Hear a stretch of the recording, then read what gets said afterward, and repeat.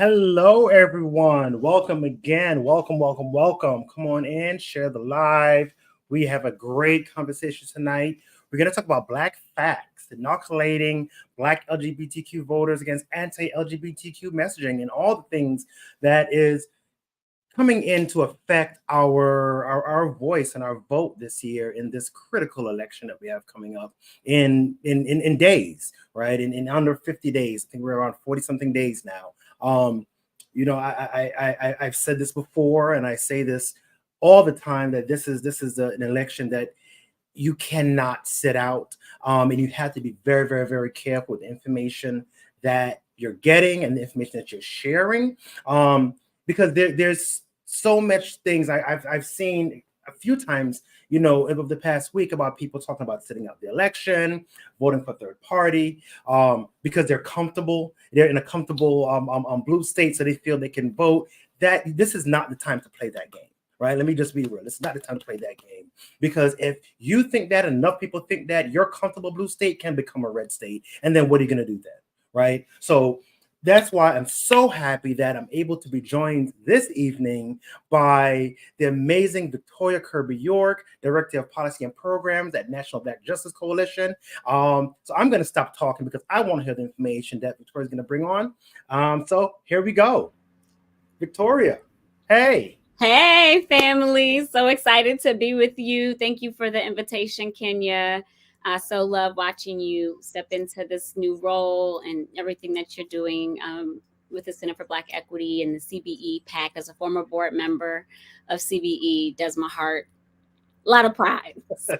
Thank you so much. Thank you so much. And it's you joined us for one call before you join us again. Thank you. Thank you so much. You're one of my favorite people to work with. You're always so pleasant, so nice, and so informative. So I'm going to stop running my mouth. Do you want to talk a little bit about NBJC and the work you all are doing, and then we can get right into the show? Yes. So NBJC, the National Black Justice Collective, is a civil rights organization that fights on behalf of Black LGBTQ plus and same gender loving people and families, including people living with HIV and AIDS. We are fiercely and unapologetically all of who we are, unapologetically Black, unapologetically queer, trans, and gender expansive oriented. And this new research we have out called Black Facts is just another way of us showing it. I'll dig into that in a bit, but I'm really excited to be here with you. As shared, I'm the Director of Public Policy and Programs. And just so I don't forget, when I get really into Black Facts, this beautiful piece of art right here that was commissioned and created by a Black queer artist, Rebecca Crouch, is the award that we give for the James Baldwin Legacy Awards. It features the honorees from that year. And we have our next award ceremony a week from today at 1 p.m. Eastern time. And so you can tune in there on YouTube, Facebook, can leave comments about our honorees for this upcoming year. We've got a lot of really great surprises in store for you. And I wanted to make sure I led with it instead of ended with that announcement so that you all get those facts as well.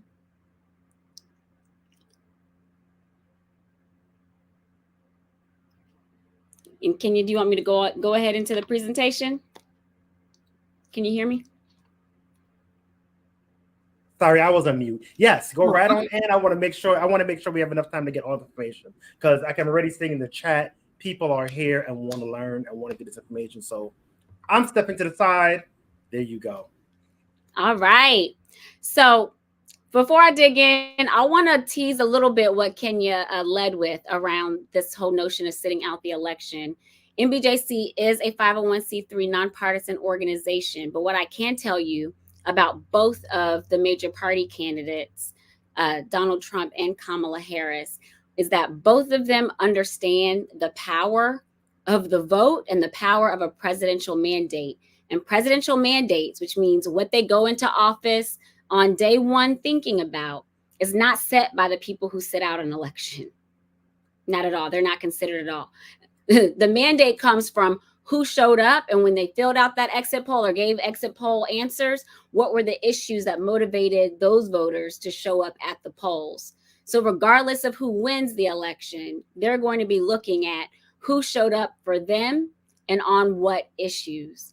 And that is how day one executive orders on equity, like what we saw with President Biden, happened. It's also how we saw early executive orders with President Trump that put civil rights exemptions through almost every agency in the federal government. So what happens it really is shaped by those who show up, not those who set it out. I'm going to quit preaching to the choir and dig into these facts. All right. So when we talk about inoculating Black voters from anti-LGBTQ plus attacks, this isn't just baked in from our ideals of what might happen. It's based in some reality of what we've already seen. So to begin this presentation, I'm going to make the case for Black voter inoculation and why it's needed. And that's really this concept of making sure that our community is prepared for whatever, the onslaught of different messages are going to be from people who are not supportive of our community.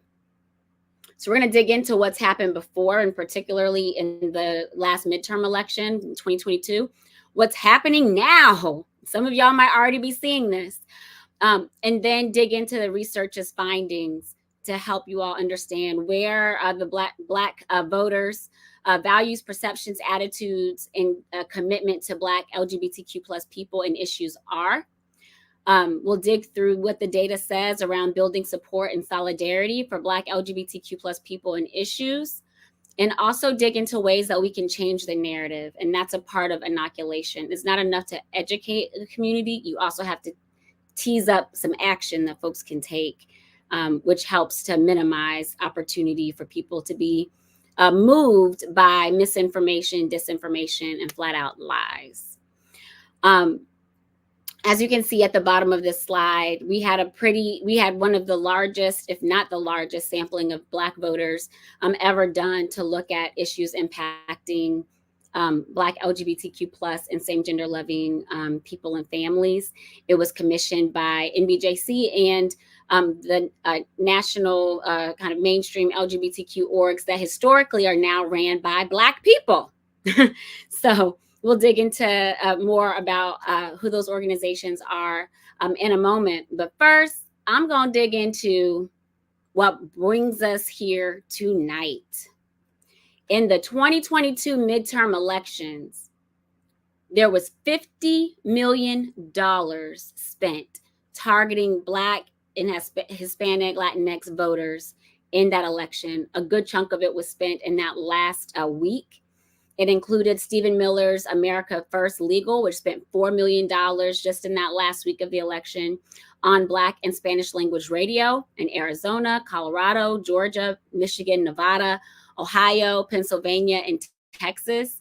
Their C4 arm, Citizens for Sanity, blanketed these same states with direct mail. I remember the last week of the election, people were texting me, Vic, you seen this?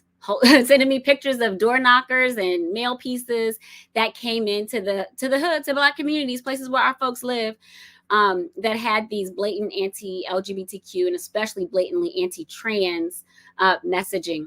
They also put money on Black radio. So in a moment, you'll hear an ad that played on Radio 1, and those familiar with Radio 1 know that it's a syndicate. So there are Radio 1 stations all across the country. You pay to go on Radio 1, you're paying to be able to influence radio stations across the country in key states. And that is exactly what they did. The TV ads that went up in our communities, one example was attacking gender affirming care in Arizona. There was a series of ads that focused on targeting trans kids and inclusion in sports. And there was also an ad that tried to build on this LGBTQ grooming narrative that we know is not true. So don't take my word for it. You can watch the ad for yourself. She trains at 6 a.m. every morning. She spent years working to shave off seconds. She's the captain of her school's team. He's just a mid-pack finisher. But not today. Unfortunately, this competition was over before it even began. Woke left-wing politicians are destroying girls' sports. Tell Biden and his radical allies, no men in girls' sports. Feel free to throw in the comments. I can't read them, but Kenya, feel free to interrupt and read some that you see. But that ad completely distorted trans inclusion in sports. And you'll note, especially the inclusion of the Black cisgender woman athlete who, they talk about having, served in leadership roles on her track team. And really that was an attempt to pull on Black voters' support of athletics and sports, and trying to use that, especially our pride and our Black track stars. Because, just looking at this past Olympics, the melanin wins these track races, honey. The melanin be popping in these track races. And so, there was some intent behind choosing track and field as one of the, as the sport that they showcased for their narrative. So yeah, that was the TV ad. Now this is the Radio 1 ad that played. The following is a paid political ad. Radio 1 does not endorse the views or opinions expressed in this ad. Not long ago, everyone knew that you were either born a boy or girl. Not anymore. The Biden administration supports letting children change their names, clothes, identities, and bodies. Biden and his left-wing allies want to make it easier for boys to take estrogen to appear more feminine. They want to make it easier for girls to take testosterone so they grow facial hair. Biden and progressive leaders want to let kids take puberty blockers to keep them from developing into men and women. These drugs can leave you sterile, infertile, impotent. Biden and the New Left even want to make it easier for teens and young adults to get surgery to remove breast and genitals. They would allow boys in our daughters' bathrooms and sports teams. And now, the Biden administration is planning to issue new rules that will push doctors to prescribe dangerous drugs, and worse, to facilitate these changes or face charges of discrimination. Tell President Biden and left-wing leaders across America, hands off our kids. Paid for by America First Legal.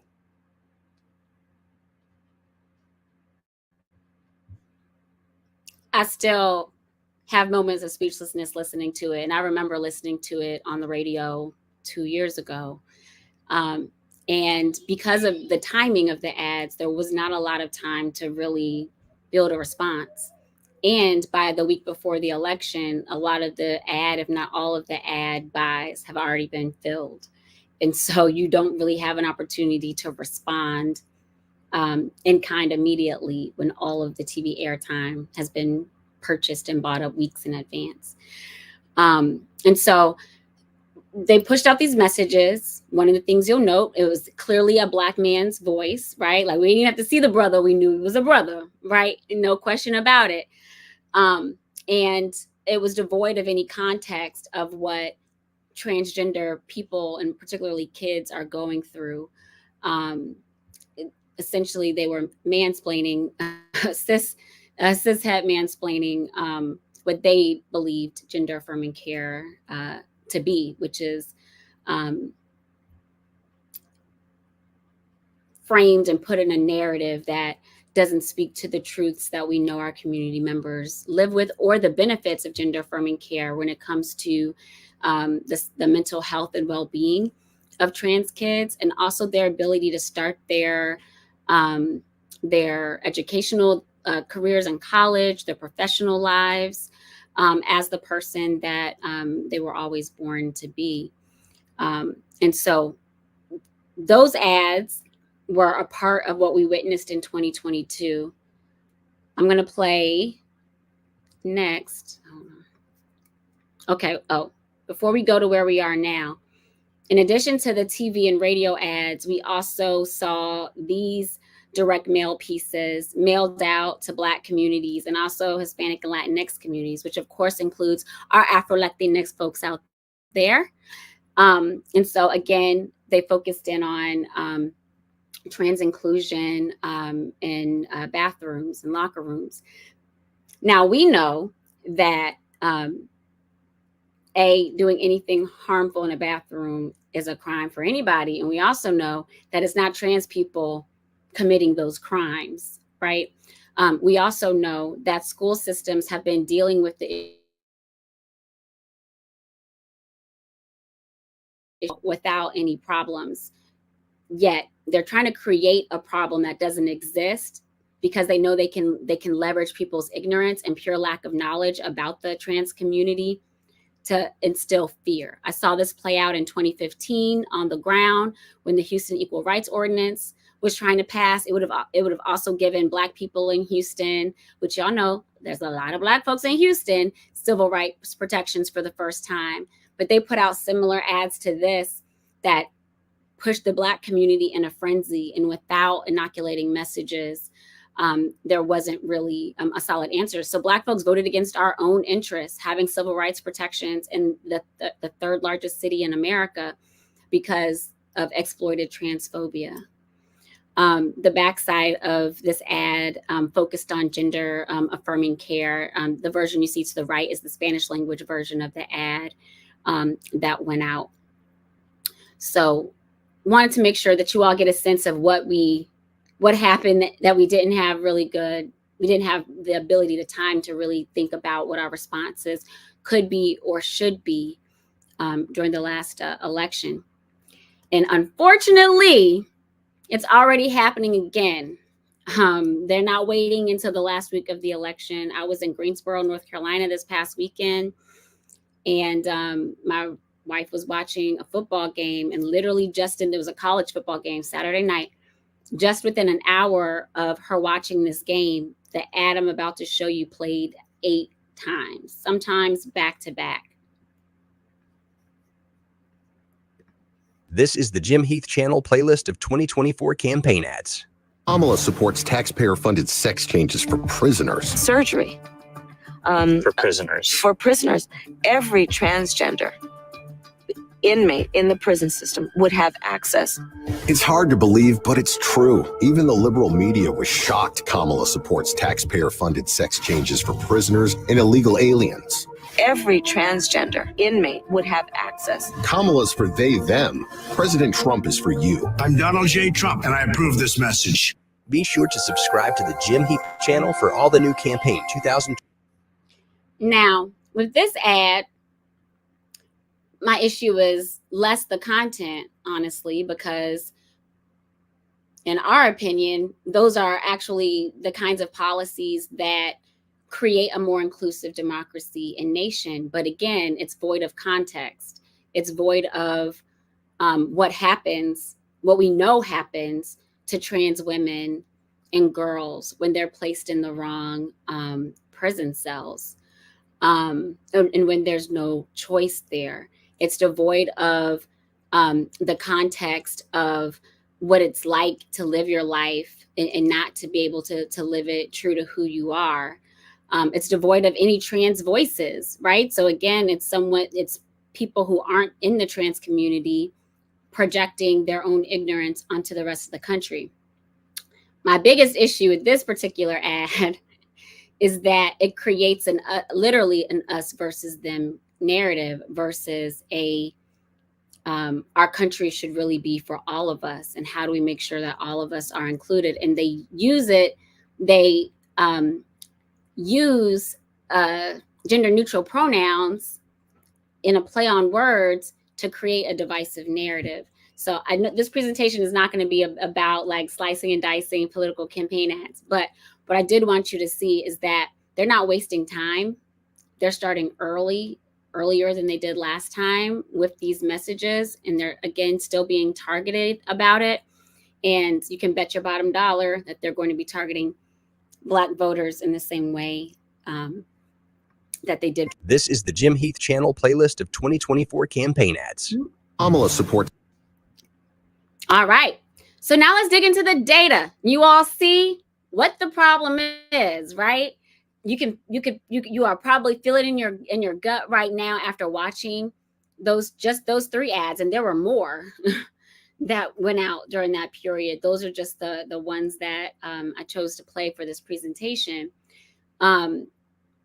Without having some meaningful, measured, tested by research language to appeal to Black voters on the front end, we're stuck too far behind in the race scenario. So want to dig into our data, but first I want to give you all some foundational considerations about this data set. So as I mentioned earlier, it was commissioned by NBJC alongside other national organizations that are led by Black people, the National LGBTQ Task Force, who's led by Kiara Johnson, the National Council for Lesbian Rights, who's led by Imani Rupert Gordon, Family Equality, who at the time was led by James Black, who's now at the Trevor Project, and GLSEN, who's headed by Melanie Willingham Jaggers. And Hit Strategies is a Black same gender loving man owned polling and research firm. There's only a handful, I think 2 or 3 Black owned research and polling firms in the nation, and Hit Strategies is one of them. Please also note our approval process and where you can submit requests if you're interested in citing our work here. One of the things that makes this body of research significant and unique is that it is a survey of 1,300 Black people from all across the country, from a variety of demographics, whether that's age, gender identity, sexual orientation, region, religion, educational experience. And this survey oversampled Black LGBTQ plus people. So it also gave us some good data about our own intersection and community. And what makes it truly historic is that many surveys that gauge attitudes will focus in on Black people, Black issues, or LGBTQ people and LGBTQ issues. But we believe that this research is unique and historic, and that it gauges the attitudes among the broader Black community on Black LGBTQ plus people and issues. So just so you can get a sense of who of our oversample and the demographics included in this study, you can see, the percentage that we have of Black people who identify as LGBTQ. When you look at our demographic profile, you can see the percentage that identifies as different aspects and parts of our community. And then you can also get a sense of where people in our community stand on a variety of different value points. So for instance, 89% of our community thinks that the Black community should do more to support us. We have more data you can dig into on our website about some of these other attitudes. The key findings, so if y'all are looking for what's the slide I should screenshot and share, this one's a good one because it highlights our 7 big key findings from the report. The first is that support exists.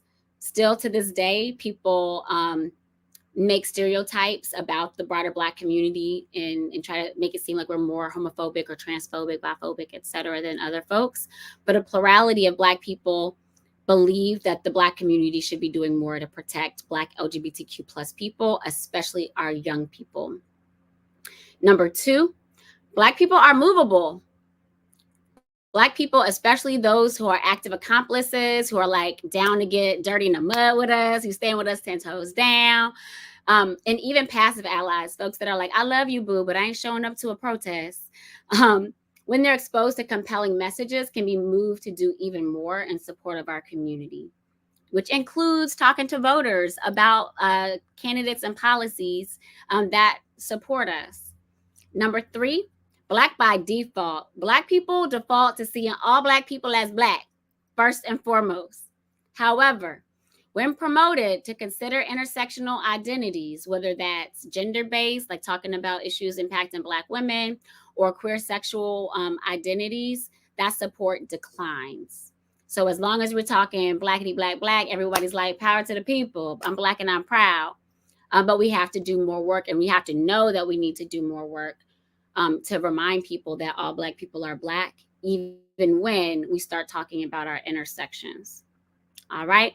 So number 4, this one kind of stung. I'm not gonna lie. There's some things that you like consciously know and unconsciously know, subconsciously know. This is something that I could have kept in my subconscious. But number 4 is that Black people believe there are some Black folks, many Black folks, that believe that white is queer by default. So the opposite of what we talked about in number 3, that Black people, and we see that Black people who believe Black queer people lead with our queer identity are least likely to be supportive. So as we'll dig into more, there are some people that when the moment they hear, oh, I'm Black and I'm a Black lesbian, they hear, oh, white. And I'm like, nah, melanin. We'll dig into more of those stats in a moment. But that was one of the key findings. Number 5, which I believe is really important as we talk about election messages, is that Black unity is the pathway to increasing support. Diverse Black people overwhelmingly share the same values. So whether you come from rural Black America in the Beltway and in the Black Belt and elsewhere, or you come from cities or from suburbia, all different backgrounds, we share the same values, particularly around unity. And so threats against Black LGBTQ plus people increases in support when Black people are reminded of our shared values around unity. And we have some compelling messages that can be leveraged in your outreach to voters, which we'll get to momentarily. Number 6 is that there needs to be a focus on the movable middle. As a person who cut my teeth doing candidate work prior to coming back to the LGBTQ movement, oftentimes campaigns think about the persuasion universe as, I mean, typically in their mind, it's like a rural or suburban white person, essentially. When we talk about suburban white people, often they're talking about white women. When they're talking about rural white people, often it's a nod to like more moderate white men in certain communities, right? But when we think about persuasion, we should be thinking outside of those outdated concepts. We should be thinking about the movable middle as people who may be supportive of our issues, but don't believe that that voting is the key to getting there, right? We need to think about our passive supporters of LGBT rights as a top target for messaging. Those people who are like, yeah, I support my gay son or my trans daughter, but I'm still not going to the polls on Monday because I got to work, I got to do this, I got to do that. Or maybe they're being persuaded by folks who are against our rights. And so talking about focusing on the movable middle and passive supporters of our community can also help to bring people back into supporting the issues and the candidates who are going to advance progress for all Black people. Additional targets that can be focused on that fit within this that we found from our data are young voters, women, older voters, and people in the Northeast region, New York and further north. And finally, number 7, proximity matters. Social proximity to LGBTQ plus people is correlated with support. So going back to the person who has a child who's a member of our community or a sibling that's a member of our community, they're more likely to think about policy priorities that impact us than folks who don't believe they know someone who's LGBTQ. All right. So digging in a little bit more deeply, and feel free to drop your questions in the box for Kenya to catalog. We can come to them. You can also save them for the end. But when we look at key finding number 1, that a majority of Black people believe the Black community should do more to protect Black LGBTQ plus people. The younger the person is, the more likely they are to hold this belief. For example, 73% of Generation Z, that is folks who are born after like 1996, I believe is where they start. Some argue 2000, just depends on how you feel about generational lines. Anyway, 73% of that generation agree that the Black community should do more to support our community. Some of the questions in the survey polls, and we also did focus groups, I should say, which were really, really fantastic ways to get more insights from folks. If you go to our website, nbjc.org/blackfacts, and pull up some of the slides that are there, you can also click to listen and hear the feedback from people who are in the focus groups. I'm trying to keep this presentation tight tonight, so I'm not gonna play those tonight, but you can check them out yourself. You can see here where people landed on different statements. So for instance, this piece around the Black community needing to do more to support us. You can see that we have, a majority of folks who are in that strongly agree, somewhat agree space. And question 22, which was, do you agree or disagree with the following statement? I should do more. And that put the onus back on the individual respondent that they should do more to support Black LGBTQ plus and same gender loving people. And again, you see more than 50% feel that social responsibility to do more than they've already been doing to support our community. Often the follow-up question is, but what should I do, right? Like I want to support, how can I, what does that look like? Well, in the context of the election, it's make sure that you show up to vote and that you vote for candidates and ballot initiatives that are going to improve our life and not cause us more harm. When looking at the movable middle, shared fate was a big piece that really kept Black folks with us, or helped to bring more people who initially were like, nah, they good over there, to help bring them over to let's support all Black people's side. So this concept of shared fate is something that is really important, and you can see where these shifts occurred between active accomplices and passive allies. Our ops, also known as opponents, weren't really moved. So just like in other campaigns, I wouldn't waste that much time on people who aren't with us, won't ever be with us, but there is some space to do a lot more to move passive allies into active accompliceship. Digging in, and Kenya shared that as questions come up, they'll be popped on the screen. And I appreciate y'all commenting and loving on the presentation so far. I appreciate those affirmations and feedback. Because it's late over here on the East Coast, so we're gonna keep moving. Black people's default, again, is that all Black people are Black. You can see the stats around that. 86% of Black people nationally report having a feeling of shared fate and connectivity with other Black people in the US.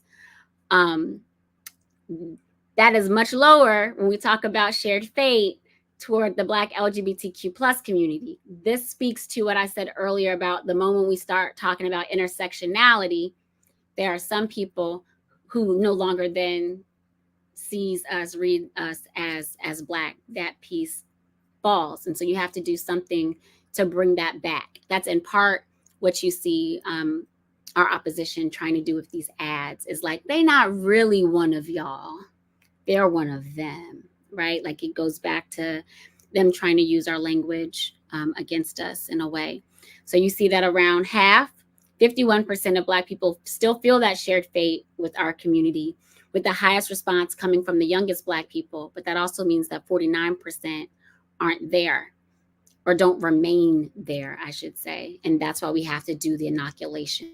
The support is soft. So compelling ads from ops can definitely shift people backwards and in the wrong direction. People who were, the folks who are in that 51%, who are more likely to see their fate intertwined with ours, were more receptive to messaging urging increased support. And so these are some of the folks that you want to be able to cater your campaign messages towards and movement messages towards to help make sure that people remain inoculated from the BS. You can see how that support, like on a scale of 1 to 10, how much of what happens to each group impacts people like you. So the whole concept is, for instance, with Black folks, what happens to other Black people, how much do you think that's going to impact your life as a Black person? 71% were on the a lot of shared fate, 15% with that some shared fate. So quick math, that's where you get that 86% number from. And again, you see how it falls when we're talking about Black, lesbian, gay, bisexual, queer, same gender loving folks. We get to that 51%. And it falls even lower when we're talking about Black transgender or gender nonconforming people. We're then looking more at 49%. So a couple points lower. Number 4, I'm going back to those key findings with some more data for you to chew on. Black people who think Black LGBTQ plus people lead with queer identity were least likely to be supportive of Black LGBTQ plus people and issues.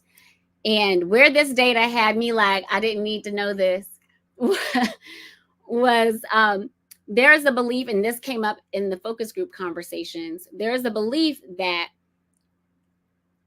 because we have a perceived proximity to whiteness, because there are white people who are LGBTQ plus and same gender loving, that if we are in a bind, they must have our back. So the white part of them is going to help us be able to move past the discrimination that we face.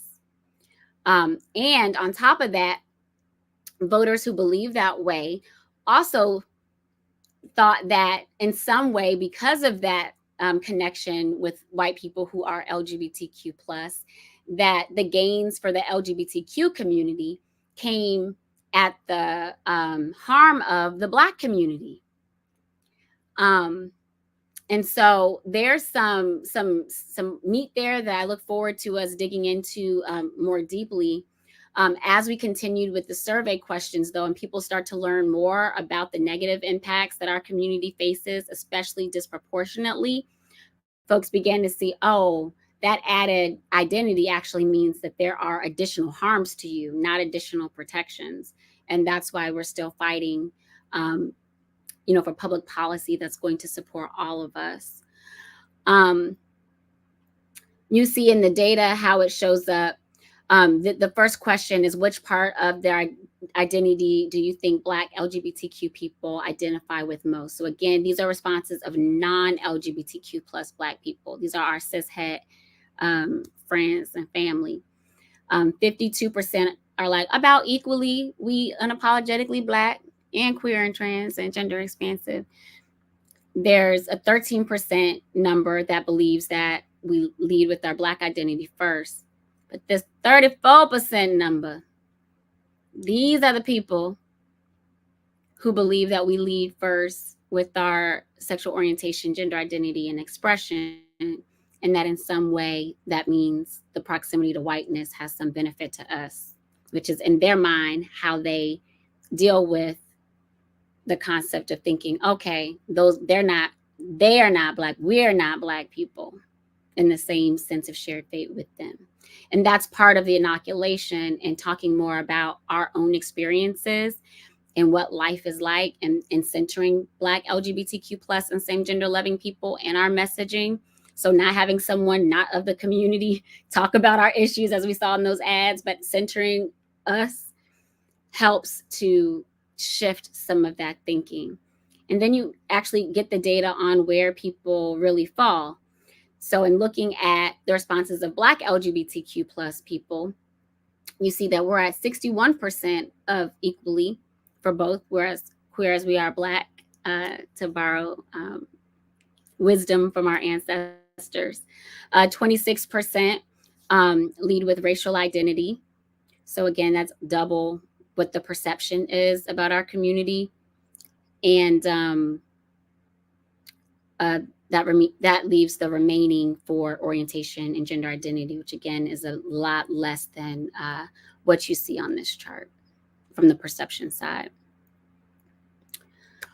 Around our key findings, Black unity in terms of messaging and focusing on our youth are the pathways to inoculate our voters.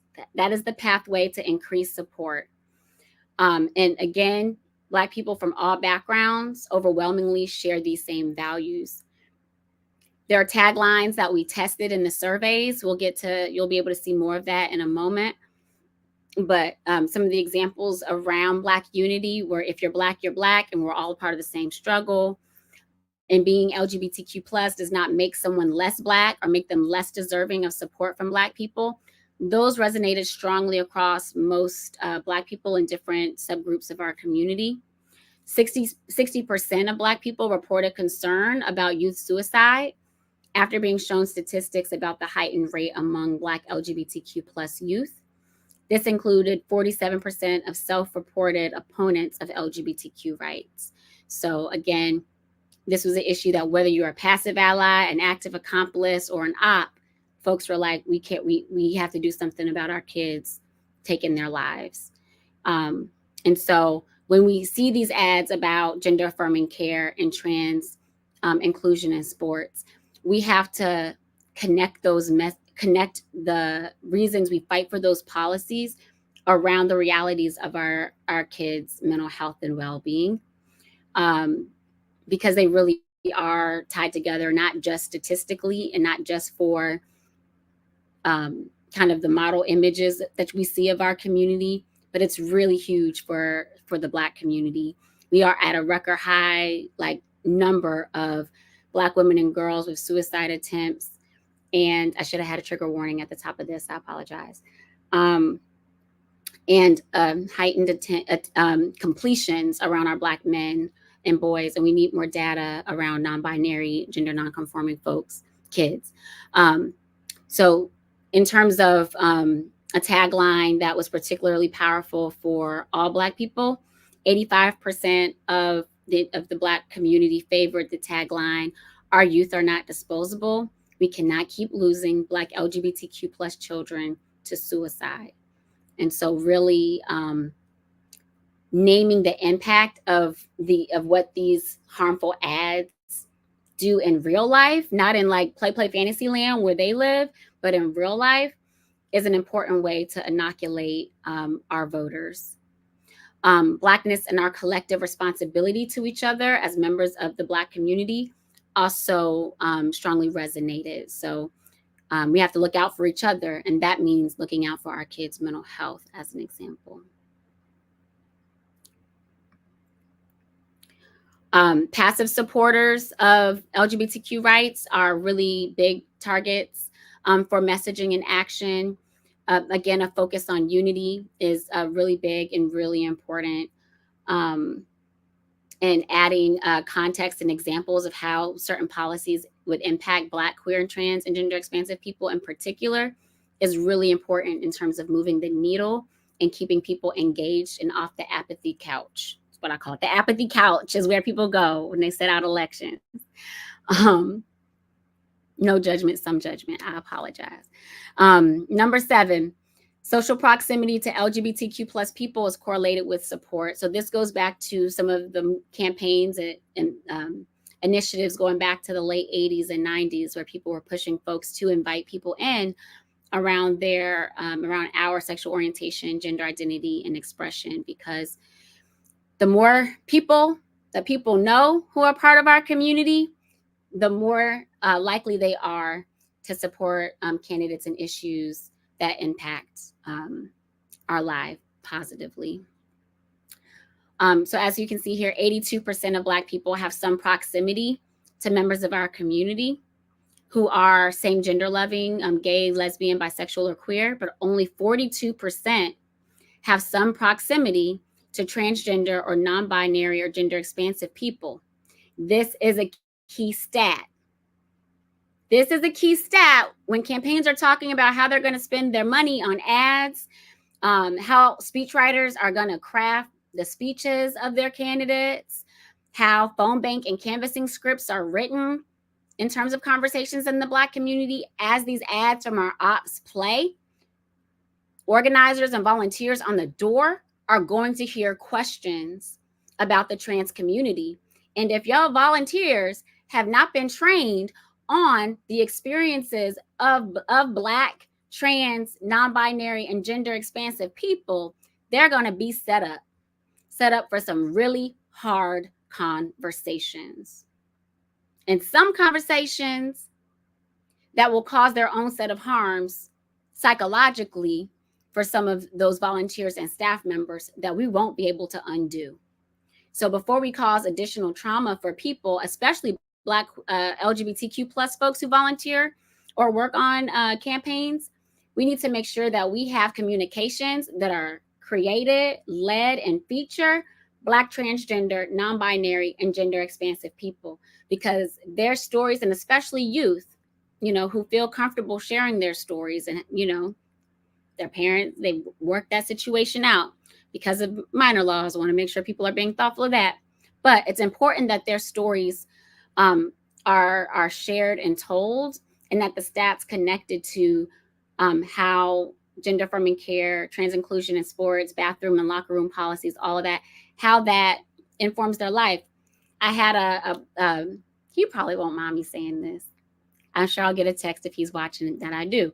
But an elder of ours, a brother, Diego Sanchez, made a comment the other day to me. He said, we were waiting in the bathroom line, and he let someone go in front of him. And he was just like, I'm a trans man, a Puerto Rican trans man who transitioned decades ago. Trust me, I know how to hold it when I'm in line for the bathroom.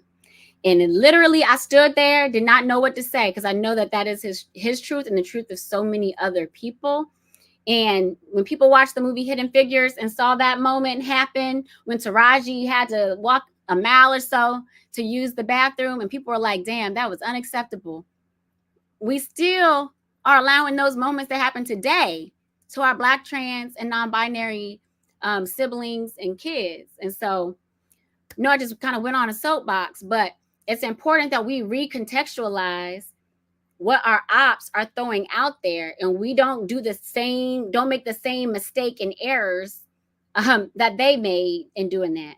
We can't have a cishet person talking about the experiences of trans people and why gender affirming care and trans inclusion matters.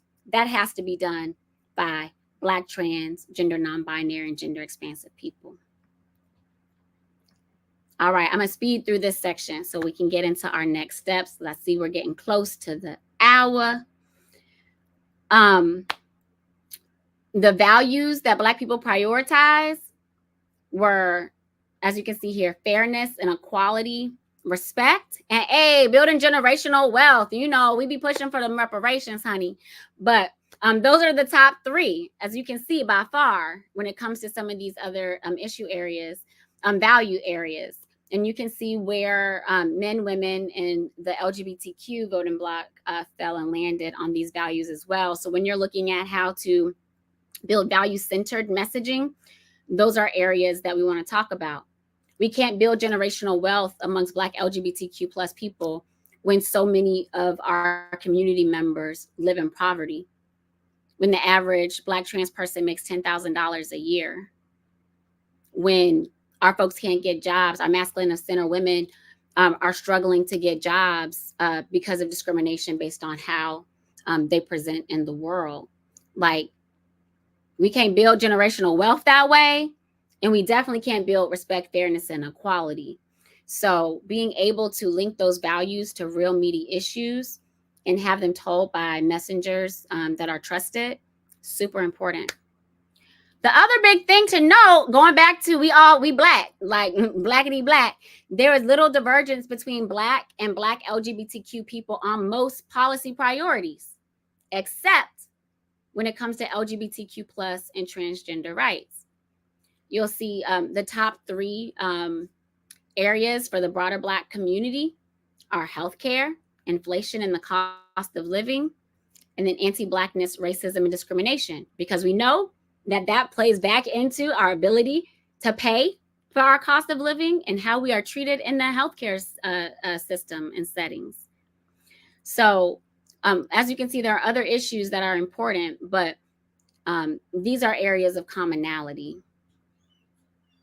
And you will also note that where LGBTQ plus rights and transgender rights fall on the list.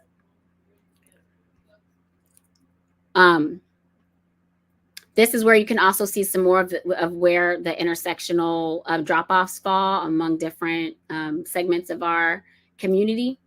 When it comes to shared fate with all Black people, 86%. When it comes to Black immigrants, we see 65%.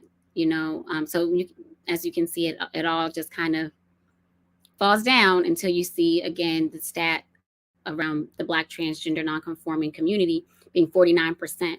This data points to why they're investing so hard in sending anti-trans messaging into the hood, into Black neighborhoods. And it doesn't matter what the economic status of that neighborhood is. I don't care if it's Potomac or East Tampa. That is where they are funneling some of these messages.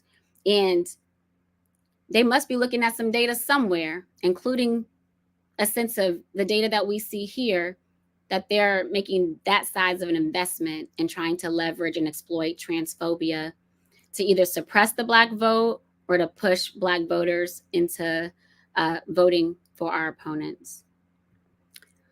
All right, so when we look at Black LGBTQ people and issues, you see that we are at a 66% support level when it comes to the broader Black community.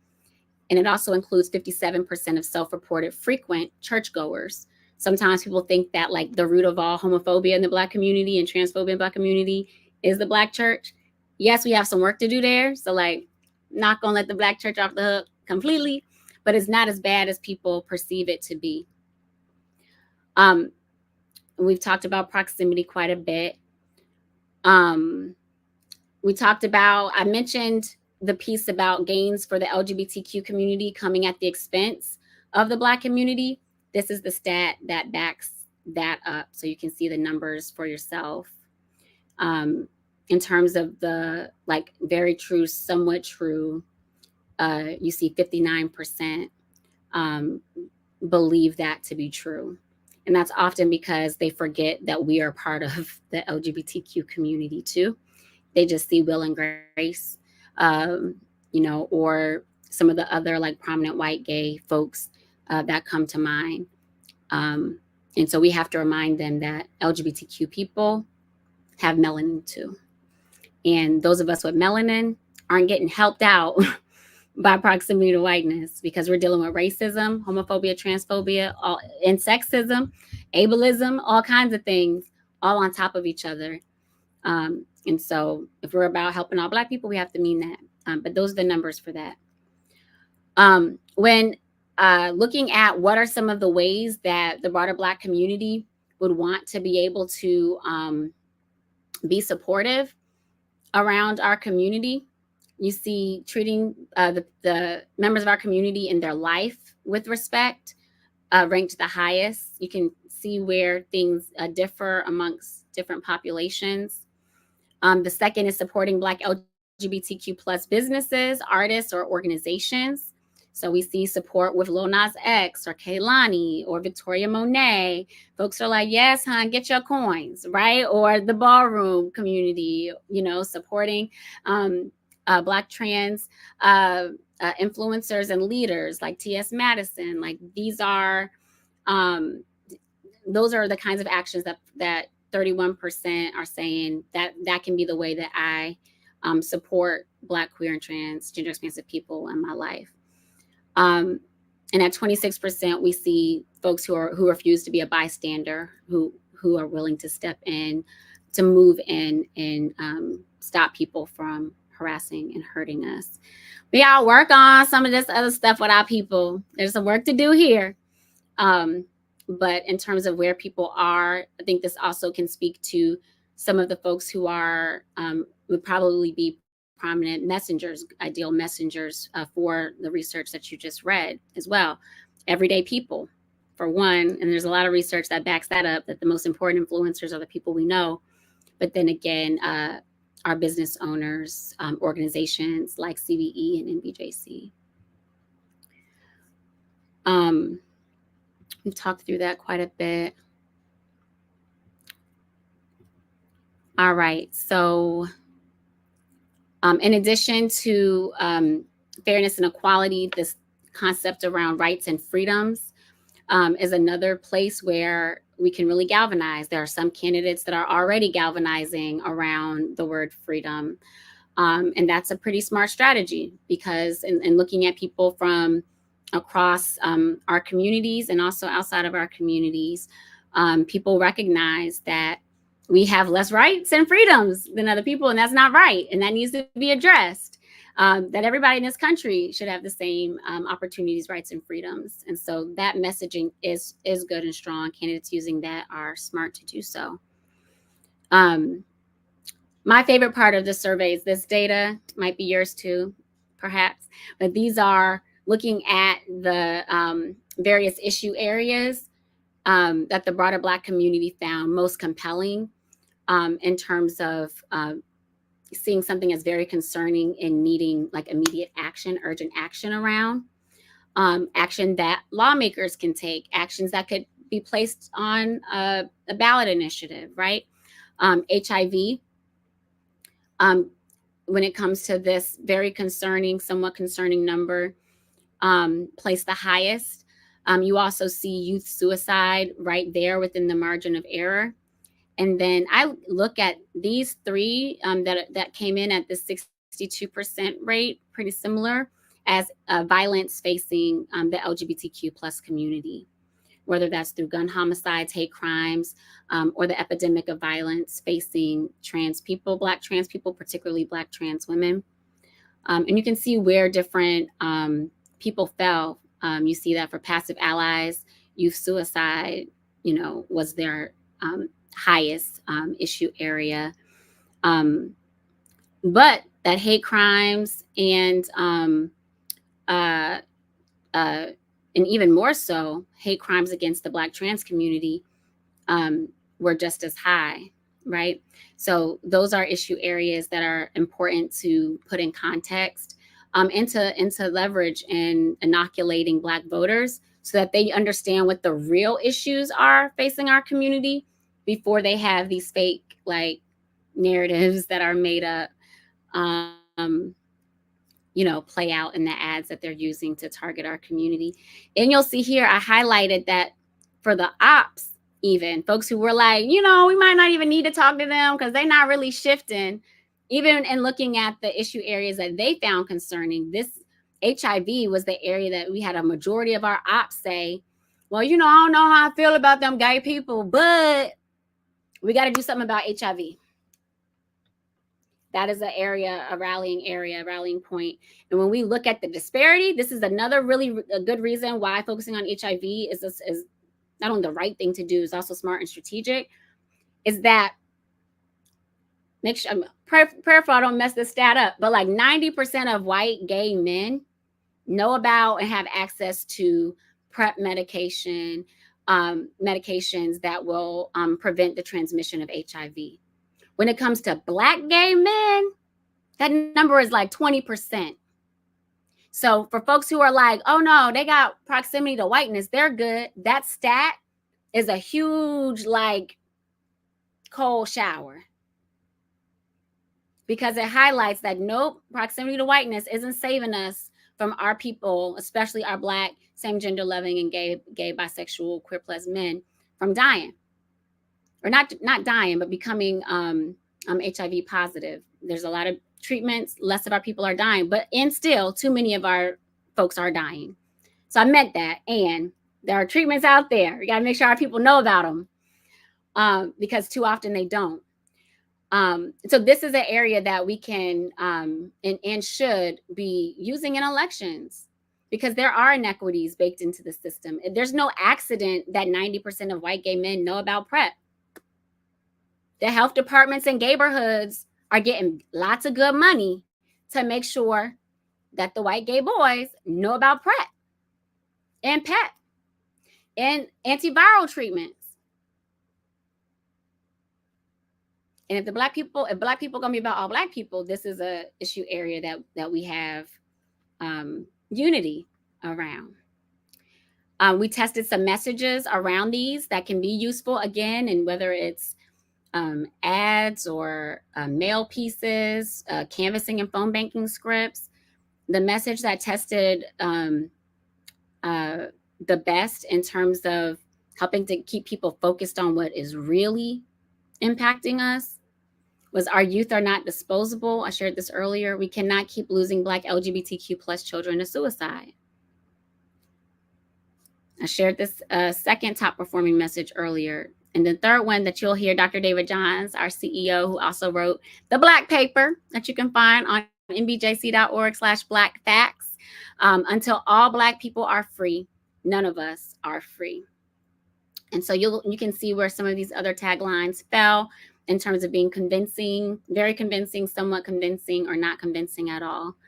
You can see that the message we tested around the Black church not being able to survive without us didn't do as well amongst the folks who are on the not convincing at all. I just think that's because they're ignorant about who the Black LGBTQ plus people are in their life. They don't know it's the minister of music, and sometimes also their pastor. They just don't know, but that's okay. We're gonna keep that tea. We're gonna keep that tea. So useful for ads. I try to be funny. People think I'm corny. I try every so now and then I hit a boom. Anyway, useful for ads. Facts. These are facts that respondents were shown that connected in some ways as well to some of these taglines. So you can see what we were educating the survey respondents, and that'll give some context for how we're able to then track the support around these findings. As a lesbian, put it that way, I was very sad that incarcerated women didn't score higher, but different conversation for a different time. You can see again those percentages around what was total concerning and see what the stats were that we highlighted. The stat that really moved people around HIV was, despite having a reputation as a gay disease, 54% of new HIV diagnoses were among straight Black women. And so that was also a way of talking about the impact on the gay community, but also reminding our like straight cis relatives and friends that this virus does not discriminate, and it is having a huge impact on cishet Black women, straight Black women. And as discussed before, stat on suicide that nearly half, 44% of Black LGBTQ plus youth considered suicide in the past year, and 16% attempted suicide was the stat that also moved people, and is why it was 67% in the very concerning category. And for those who are interested in what our ops had to say, we included a slide where you could see the areas that our ops were like, well, you know, I'm not sure about them, but this moved me a little bit. I thought this was concerning. And so you can see that those three messages that we mentioned earlier fell in the 50% or more category. All right. So we're about to dig into some of the content around the election.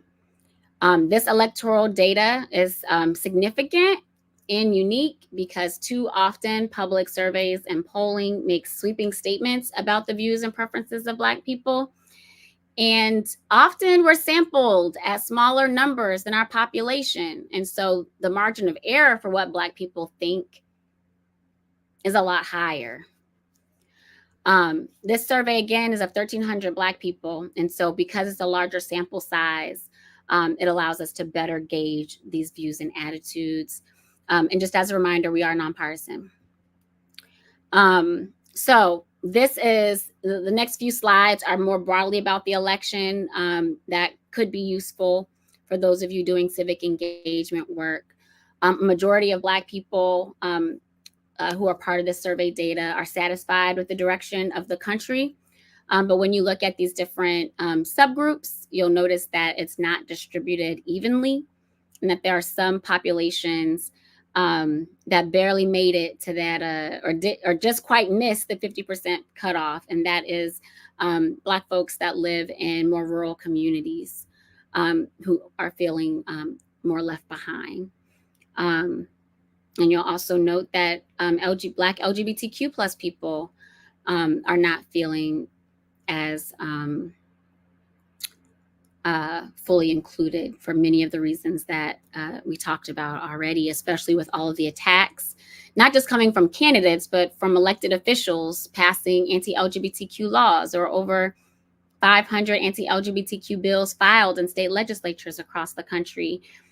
And there were a significant number of legislation attacking Black people in state houses and from governor's mansions. And so Black LGBTQ plus people have been feeling hit at all sides when it comes to what's happening in this political moment, and probably speaks to while we just at a little over 50% in terms of that positivity about the direction of our country. I found this really interesting. A large majority of Black people have a high vote likelihood and a high sense of voting power, which means we believe that our vote has the ability and the power to create change in our community. It is important to note that younger and more independent people report that feeling less. And so you get that sense when you hear people say, man, I'm sitting out. There's other options to, be civically engaged than voting. That's where some of that shows up. But as you can see here, men and women are pretty similar, with 2/3 believing that our vote is pretty powerful. 61% of non-college educated Black people believe the vote is powerful. 75% of college educated. That's the highest percentage here. Excuse me. Under 50 is 61%. Over 50, 73%. But again, the rural LGBTQ vote and independents are in that lagging 3 categories of feeling like maybe that the population is too small for our vote to have power. But we know that's not true, especially in close elections. As a Floridian who remembers the election in 2000 very well, coming down to 537 votes, there is no community in this country that is too small for their vote to have power. So we have to work to make sure that members of our community, especially folks gathered here, Black LGBTQ plus folks, have a better understanding of how our vote works to influence what public policy is able to be made. All right. So as I close and move to any remaining questions, these are some next actions that you can take with this data. A reminder that though 70% of Black people see a level of importance in supporting Black LGBTQ plus people, nearly half of that awareness is soft, which means easily swayed. That is why inoculation with these messaging points, the values points, and these policy priorities is so important. You have to move the folks who support us to that active accomplice level where nothing our ops say is going to move them back and have them backsliding. The awareness is soft. So we have work to do in making sure that our allies become those active accomplices. And that's going to take education, because people don't know what they don't know or what they've not seen. And so, especially when it comes to our to the Black, transgender, nonconforming, and non-binary community, we have a lot of education that has to happen. We have to educate people on the experiences that we have.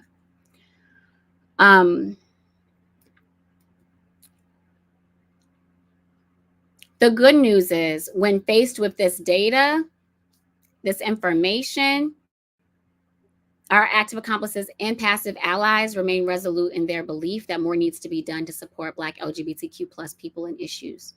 But we had to do a lot of education on those data points to keep them there and to move them. You can see, again, even probably after what they learned around HIV, as we saw with that data point, there was even a positive direction move when it comes to our ops. But again, that takes work. We can't assume that folks are going to get there. We have to help them get there. For turnout and persuasion messaging, when you want to look at, okay, well, who are the groups of people within this subset of data that like they just need to be reminded that their vote can be the cause for good and they're going to get where they need to go when it comes to advocating for our people and issues and candidates that support us. This group in the blue box gives you that. 36% Northeast residents were part of our active accomplice block. 35% of our Black secular, atheist, agnostic folks are part of this active accomplice block. 18 women who are 18 to 49, Gen Z, LGBTQ plus people. Those are folks who are in that active accomplice category. Our passive allies, this is who I would say are our persuasion universe, are those passive allies, folks who attend church once or twice a month, people who are 50 and older, unmarried people, suburban people, and women that are outside of that 18 to 49 window. And then for those who still care about the ops, who are like, but if we talk to them about the HIV impacting cishet women, maybe we can get them. You can kind of see where these folks were in terms of percentage of evangelicals, non-college educated brothers, married men, rural people, there, people who attend church more than once a week. And the people, 55% of the people who selected Black masculinity as one of their top values. Those were the groups within the ops segment that had some level of support that we should pay attention to. When it comes to strong messengers for this, one of the insights that I found to be really exciting, because we've seen a lot of research for white folks who like institutions are losing trust in. However, Black people believe that civil rights organizations, more so than other entities, are doing the best job at protecting the Black LGBTQ plus community from harm. We didn't dig into which specific institutions they meant in saying that, but civil rights organizations as a whole are really trusted messengers. And you can see kind of politicians aren't that high, right? So that means they need to have really strong spokespeople who can talk to these issues. Again, people who are directly impacted. Some more strategic guidance. We have to increase that sense of shared fate. That helps, that concept of until all of us are free, none of us are free, or highlighting our youth not being disposable, reminding people of that shared fate around Blackness, especially through the lens of protection and safety around Blackness.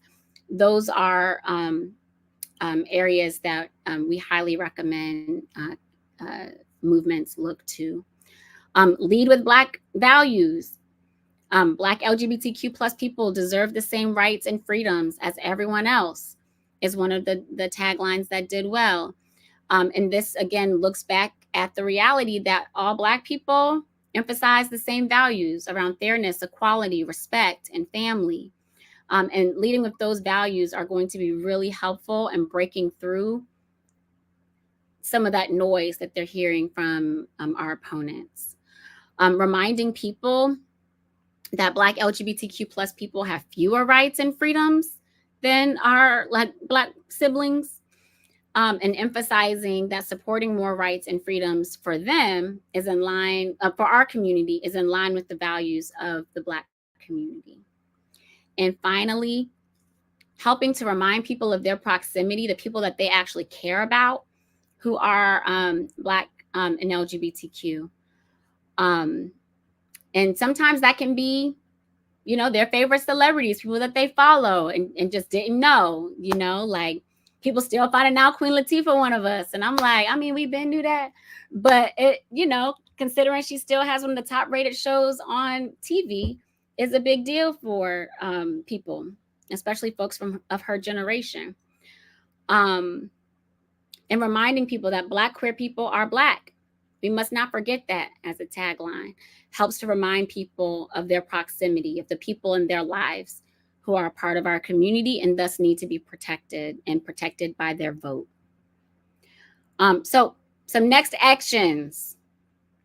You can use this data. Again, it's at nbjc.org/blackfacts to identify demographic and psychographic segments of Black people that are most responsive to these paths. We laid out several different options for you that you can use in your civic engagement, voter education communications, for any ads, whether they're digital, TV, or radio, for speeches that folks are going to be giving. Instead of just naming gender affirming care, describe it in context for what it actually does, so words can't be taken out of context in ways that exclude our community members or stigmatize our community members. Think about how it can be used in the targeting through the voter file of what voters you're engaging, what communities you're engaging, and also the language that is going to be on the scripts, whether they're phone banking scripts or canvassing scripts, whether those are canvassing on the doors in neighborhoods or at high traffic events, or whether if it's not in the script, providing a talking point sheet that has some of these data points on it that can then be leveraged when the conversation comes up. So your canvasser at the door isn't caught not being educated about the stance or about the reality. Number 2, leverage targeted Black LGBTQ plus and same gender loving inclusive ads. If you're doing an ad or some kind of action that is focused on the Black community, don't just assume, well, you know, we said Black, that means Black LGBTQ plus people. To inoculate people, to inoculate the Black voting block, you have to educate the Black voting block, right? So anytime you talk about all Black people, we need to also like name the specific needs and realities of Black LGBTQ plus and same gender loving people. Same can be true for Black immigrants, Black women, Black disabled people, you know, a whole host of other intersections. And we have to build on, we see that right now with what they're doing, focusing on the Haitian community, right? You have to have stronger responses to support our Black folks who are Haitian immigrants or Haitian descendant. Otherwise, our people aren't inoculated against the anti-immigrant, anti-migrant attacks that are coming. We have to build on those messages of Black unity, family, and fairness. And we have to be in front of our ops. It's a lot harder to bring someone back to our side when they've already been recruited to our opponents. We have to get them fired up and ready with us so they can't be easily picked apart. And finally, find the right tone and messenger to relay these messages. NBJC is currently doing some testing with messengers from some of these different demographics described, and we'll be able to share that out on our social media platforms at NBJC on the Move, and of course on our website, nbjc.org. So again, thank you for your time. I'm gonna stop sharing my screen and see if there are any questions in the comment field that I can get to. I'm gonna mute. Hey, also, first of all, I want to say thank you. That was so enlightening. So much information, so much good information. So I was going through the comments, and we have mostly people shouting you out, like co-signing things you were saying. You know, Barbara Martin said that she's interested. Chevalier Sharps was like active in the chat, shouting you out. Jonathan Ogebi found your shared fate piece quite interesting. Chevalier Sharps did have a question that should we as a community discuss Sister Kimberly Crenshaw and intersectionality more? Do we as Black people see ourselves as a monolith I'm just thinking out loud with where we are. Yes, that's a great question. I have the honor and privilege to work with Professor Crenshaw as a part of the Freedom to Learn Network, fighting back against book bans, censorship, the attacks on critical race theory.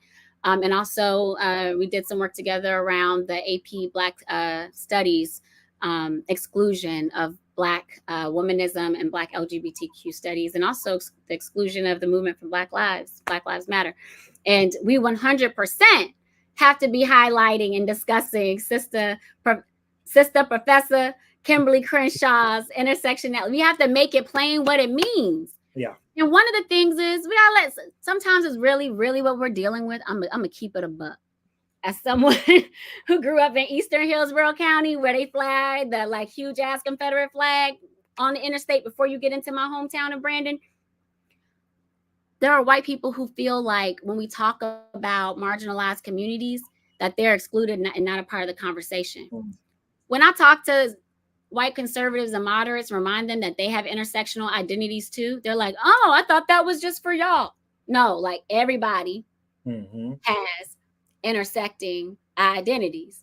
If you are a white man from the South who grew up on a farm, who didn't make a lot of money, who had to deal with, family members who might have been disabled, might be dealing with PTSD because you're a veteran coming from serving in Iraq and Afghanistan. You have intersecting identities too. They demonize it because they don't understand it. And on our side, we tend to just like let them not understand it and just be like, oh, they're just dumb.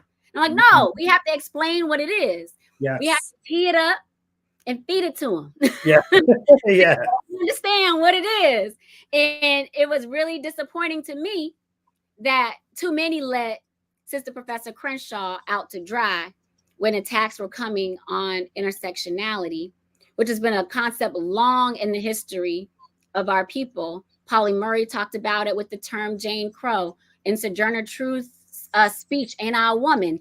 That is a lot of what she was naming.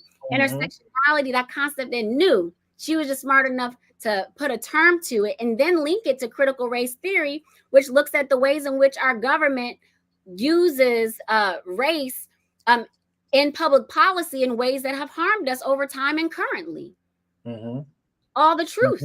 All the truth. Turn pages and like point you. So what do you mean about like right here, this particular policy line? We're talking about redlining, right, in cities. Like let's talk about that disproportionate. Because I look at the pictures, I don't see a lot of white people over there in the project public housing. So we have to do a better job of defending her, and I think that's a great question. I do think that some Black people do see us as a monolith, and it's why I do a course often with the Congressional Black Caucus's fellows and internship program about public policy with the intersecting lens. How to ensure that we are building public policy that leaves no Black people behind, so that there's no Black people trying to get crumbs from the table. Like we all need to be eaten. We all need to be fed good, right? Yep, absolutely. Thank you. Dr. Milima said, wonderful presentation. They're excellent research. This is excellent research. This is the type of tools we need to counteract the power of propaganda information by D-Rump. Jonathan Ogebi said, Finding 4 was so pervasive and scary. Chevalier Sharps again. Jonathan Ogebi reminds me of the All Black Lives Matter slogan used by the Black Lives Matter movement. Again, Dr. Milima said, when I made a mental health presentation at a large AME church, I had more questions about the increased suicide rates than any other topic. In bigger picture policy, for example, Houston inadvertently voting against itself and the community. We are one. Rest in peace, Mr. Frankie Beverly. Then Dr. Milima was listening from the airport. We had people listening from the airport. We had people listening from Arizona. We had people chiming in from all over. Alex said, thank you so much. This is so interesting. Thank you so much for everything. Alex again said, all facts. Chevalier Shop says, come on, speak, Victoria, because people was here. It's giving Shirley Chisholm too. It's giving Sister Shirley Chisholm too, yes. Originally from Louisiana, she hears you. This has been great. Some notes, first of all, Diego's story. That story that you shared about Diego, I was like, oh my gosh. Like in 2024, we still have people that have to that are having that experience, just in a different context, but the same context at the same time, right? Something you talk about proximity. Proximity does not save us. Just because we're in a certain space or around certain people doesn't mean people, I tell everybody all the time, just because I'm walking with someone that is white, don't mean they don't see me and they know that, I'm black and I'm gonna get the same hate. Like, trust me, when I walk outside, I didn't get a card that I can wave and be like, oh no, I have a white friend, it's fine, don't bother me. Don't judge me. That didn't happen. Right? When I go outside, I get the same stigmas, the same isms as anything else. Hate crimes against Black trans women is always something I'm always talking about, always advocating about, because I think it doesn't get enough airtime.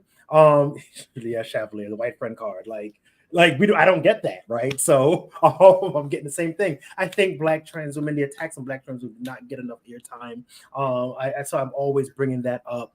And it's crazy because when I hear about things happening within the Black LGBT community, especially, within the trans community, and I bring it up and they say, oh, well, we didn't hear about that, or we don't know about that, it's not as bad. I'm like, it's because you're not listening to people from that community. Because if you ask us, we'll tell you what's going on. Right. But far too many times, by the time it makes it to, the chief medical examiners, these people are, misgendered, and it's not showing up that way. Right. But I'm absolutely always advocating about bringing up the lived experiences of Black trans women and bring them to the table to speak about the lived experiences as well. Because something like you talked about earlier, we keep on having other people talking about their experiences. No, give this community a mic so they can speak it on their own.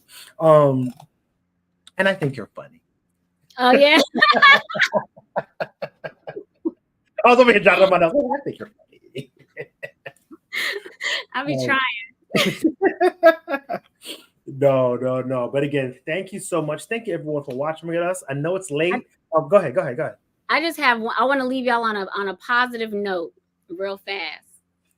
And thank you for the comedy. It was a little bit. So I gave the example of the Black community not showing up for us in Houston, but I don't want to leave it there, because just a couple years later in North Carolina, actually, the next 2 years in North Carolina with HB2, we saw another bill that targeted trans people, particularly around bathroom inclusion, but it also gutted the civil rights employment court in North Carolina. So that if you were discriminated because you are Black on the job, you could no longer file suit in state court, which is cheaper and quicker than the federal route. That bill also gutted the ability for climate change related protections and union living wage protections, and gutted the ability for counties to pass human rights ordinances, so civil rights protections at the hyper-local level. And I got to give credit where credit is due. Bishop Barber was the North Carolina state director for the NAACP at the time, and galvanized Black pastors, Black civic leaders from different organizations, and a plethora of Moral Monday progressive organizations to not only repeal HB2 and to get rid of those bad laws, policies that were enshrined in it, and Black folks turned out to vote. But for the first time in North Carolina's history, over 200-year history, a sitting governor was not reelected. And as a result, Roy Cooper, who's the governor there now, had a mandate to roll back HB2. And to push forward on policies that would be beneficial to Black and LGBTQ plus people. Because instead of letting our ops divide us, we united. Yes. And we worked together across our lines of differences to make sure that something that people thought could not happen, happened. They sent him packing. I can't even remember that man's name. We see what can happen when we, don't accept the status quo and get out and vote. right? And we get up and we don't sit it out and we don't be like, oh, well, we're in a comfortable whatever state. It's not going to matter. When we all get up and vote, we can make change. We can make things happen. Chevalier Sharp said his sister representative, Jasmine in Houston, will reach out on these issues. Now, why are we rolling back? Now, why are we rolling things back to these racial covenants that are still in the deeds and tithes? Look, I almost used that as the example instead of the project example. I almost went there, but I was like, some of that is like, I was getting that, but I almost used that as my example. That and what happens on the other side of it, because under Secretary Marshall Fudge, because there's so many Black homeowners whose houses have been historically appraised for much lower than its value, under her leadership, under President Biden, equity, day one equity executive order, they put a plan in place where that can't happen anymore. And also there's a form of restitution as well that was created. And there are a lot of people who don't even know that program is in existence. But it seeks to, going back to generational wealth being one of the top 3 values, it's something that we have to make sure people know about. That's something that we earned with the vote 4 years ago. But we have to do a better job of educating our community about wins like that. Yeah. Chevalier also said, I saw the study with the hetero Black couple in their pictures around the home. Appreciate it. I remember that. Yep. I remember that study. And that was, I can't even say it was surprising. This was almost like, I figured that. I figured that's how they do us. Yeah. Honey, I'm in Prince George's County, Maryland. It is a majority Black, and I can literally look across the Potomac at a house that looks just like mine, that before this program came into place, appraised for $200,000 to $300,000 more than my home. Even though our income levels are similar, we still have the same Dollar Tree, no real casual, and no hate on the Dollar Tree. They take all my money on payday, but we don't have a lot of casual dining options here. I look at Alexandria, I'm like, what's going on? You can't say it's about the income factor. Yeah, absolutely. Let's call it racism. Blatant racism. And something you touched on again, when you were talking about North Carolina, that I'm just thinking back on, is how sometimes folks don't realize that some of these bills are interconnected to other things, right? Because the whole focus is on the bathroom bill, but look at all the things you listed out that it was connected to, and people didn't even know. In the same bill. All in the same bill. All in the same bill. It wasn't like a different package. It was all HB too.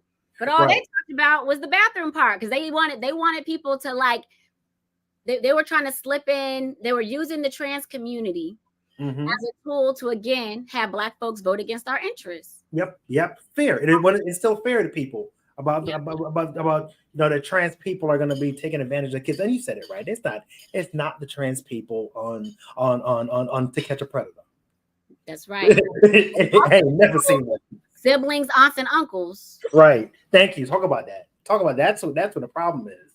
But anyway, you're gonna have me here preaching until 10 p.m. I do want to say again, thank you. We try to do this time of the day so that folks can watch. And folks can watch, and if they're at work, they can watch freely without having to, be judged. Keenan at the Black Gay Table Talk, Cooper Gilmore said, true, that needs to be amplified. These bills are loaded and have hidden and alternate things slid in. Absolutely. But we do this late so that we hope more people can watch freely in the privacy of their homes, on the way home from work, or in the airport, like the doctor was earlier. Thank you so much again, Victoria. Thank you so much for the work NBJC does. Always a pleasure working with you. I look forward to continue working with you again. And thank you. Anything closing thoughts? We're good. We're good. All right. Thank you, everyone. Thank you for watching us. Have a good night.